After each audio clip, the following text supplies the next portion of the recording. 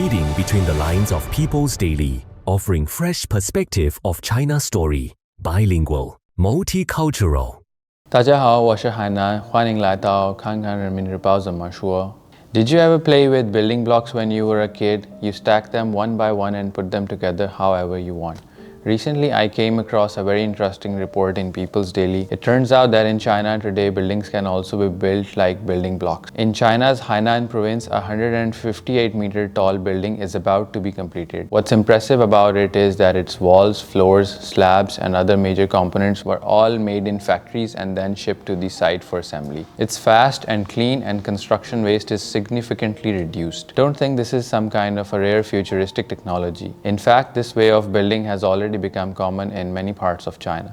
Recently, at local two-sessions meetings and in their government work reports, developing green buildings and promoting energy saving and carbon reduction have also become frequent key terms. So what exactly is green building? People's Daily explains it clearly in the article The Secret Behind Greener Buildings. A green building refers to a form of construction that throughout its full life cycle from design and construction to use and demolition maximizes energy savings, land, water, and material savings while protecting the environment and reducing pollution. Provides people with healthy, practical, and efficient spaces, and ultimately creates harmony between buildings and nature.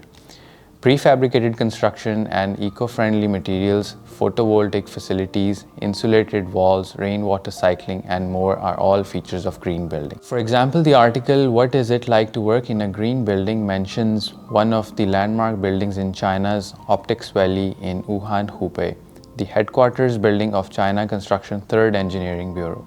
Here, with the help of self-developed zero-carbon smart operations platform, the building can be very smart and even think. The platform integrates more than 3,000 equipment parameters, and with the help of Internet of Things and AI, it can sense indoor carbon dioxide levels and the number of people in real time, and flexibly adjust the fresh air supply, reducing carbon emissions by about 87.6 tons per year.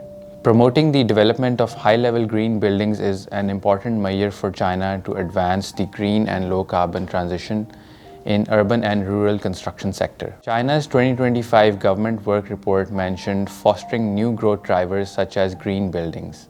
The white paper Carbon Peaking and Carbon Neutrality, China's Plans and Solutions, released in November 2025, shows that in 2024, the floor space of China's new green buildings accounted for almost 98% of all newly constructed buildings in the urban areas. Assessment standard for green building, which came into effect on October 1st, 2024, makes it clear that by 2025, green building standards will be thoroughly implemented on newly constructed urban buildings. 人民日报这样评价：绿色建筑不只关注节能指标，更关乎使用者的切身感受。建设绿色建筑是一套贯穿设计、施工与运营的系统工程。